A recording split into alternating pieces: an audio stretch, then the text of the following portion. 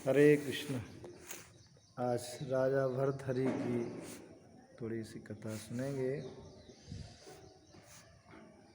महाराजा राजा भरती राजा की अपनी रानी में बहुत आसक्ति थी। इतनी आसक्ति थी कि बहुत से ही ज़्यादा पड़े रहते अपने निवास में, और इतनी ज़्यादा आसक्ति थी कि और मर गई तो उसके लिए शरीर त्यागने के लिए आप तैयार हो जाते हैं।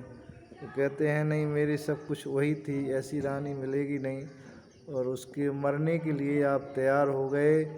और उन्होंने कहा नहीं, मैं चिता में एक साथ ही जलूँगा। इतने में उनके मंत्री आदियों ने रोका कि नहीं महाराज रुक जाइए, गोरखनाथ जी आ रहे हैं, संत आ रहे हैं, तो वो कुछ समाधान निकालेंगे।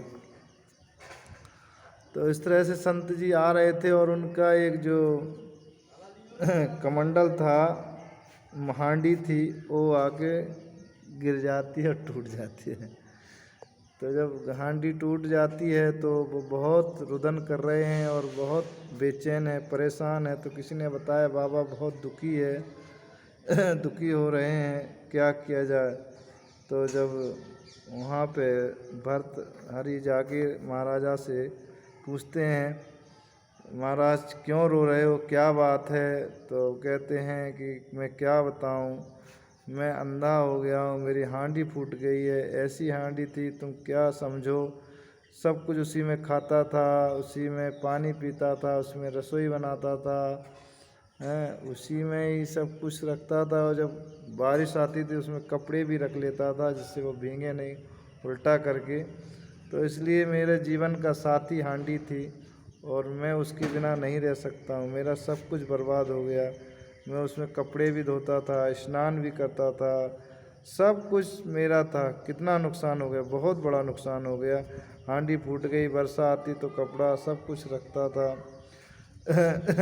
हमारा घर का घर नष्ट हो गया। बताओ कहाँ से काहे में रखूँगा, कोई पुस्तक या कपड़ा भीग जाएगा। इसी को सहाराना देकर सो जाता था, खूब मौन से रहता था। लेकिन अब मेरा सब कुछ लुट गया है, सब कुछ चला गया है, सब का सब खत्म हो गया है, सर्वस्व नष्ट हो गया है, और आप बहुत रुदन कर रहे हैं। राजा ने कहा, भर्तहरि राजा ने कहा, आप रोते क्यों हैं, हांडी दूसरी मिल जाएगी। दूसरी नहीं, मेरी हांडी फूट गई है, उम्र भर की साथी थी, ऐसी हांडी अब मिलना असंभव है महाराज दूजी हांडी मिल जाएगी, रोते क्यों हो, फिर बार बार कहते हैं। तब उनने जब इस तरह से बार बार कह रहे हैं तो महाराज ने कहा, अरे तू रानी के लिए रोता है क्या, सब रानियां बांझ हो गई हैं, जो तू उसी तेरे लिए वही एक थी और उसी के लिए मर रहा है, अब दूसरी मिलेगी नहीं।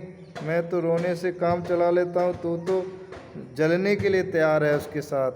तो तुझे कितनी आसक्ति उस रानी में, इतना जो बेचैन है, परेशान है। मेरी हांडी फूट गई, ऐसे में तेरी हांडी भी तो फूट ही गई, वो भी हांडी है, उसमें इतना आसक्त क्यों है तो फिर चुप रह, रोते क्यों हैं, मेरे मकान कपड़ा सब कुछ उसमें ही रखता था, इसलिए सब कुछ मेरा नष्ट हो गया है।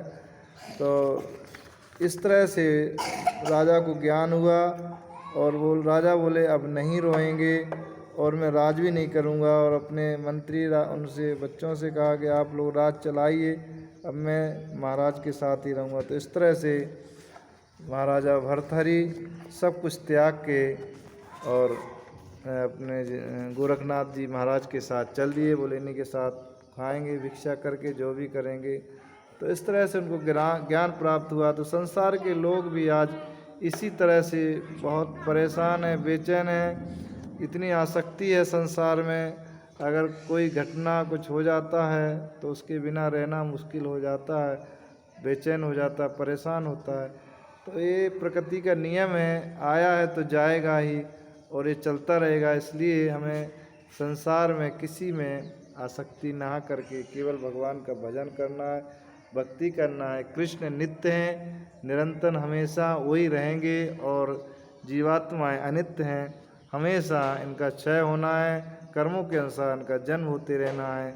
तो हमें संसार में आके अपना कर्म करना है, कर्तव्य करना है, भक्ति करनी है, लेकिन आसक्ति नहीं करनी है। अगर आसक्ति करेंगे तो हम इसी तरह जन्म जन्मांतर तक भटकते रहेंगे और भटकते भटकते हमारी दुर्गति होती रहेगी। तो उस दुर्गति से अगर बचना है वास्तव में, तो भर्तहरि की तरह हमें आसक्ति को त्याग कर साधु संग करके, साधु संगत में रह के हमें ठीक से भक्ति करना है, मोह त्यागना है, ईर्षा त्यागना है, द्वेष त्यागना है। अगर ये सब रही तो हमारी दुर्गति निश्चित है और उस दुर्गति से हमारा कभी कल्याण नहीं हो सकता। जन्म जन्मांतर तक हम इसी तरह से भटकते रहेंगे। तो किसी चीज़ में आसक्ति ना करके केवल और केवल भगवान में ही आसक्ति करें, भजन करें, लेकिन अपने कर्तव्य को कदापि ना त्यागें। कर्तव्य करते रहें, कर्म करते रहें, तो निश्चित ही हमारी परम गति निश्चित है और भगवान हमको निश्चित मिलेंगे। भगवान ने इसीलिए गीता में बोला है कि इसी जन्म में वो प्राप्त कर सकता है अगर वो ठीक से भजन करता है, भक्ति करता है। तो हमें इस तरह से भगवान की भक्ति में लगना है। सदैव महामंत्र जप करिए, एकादशी पालन करिए।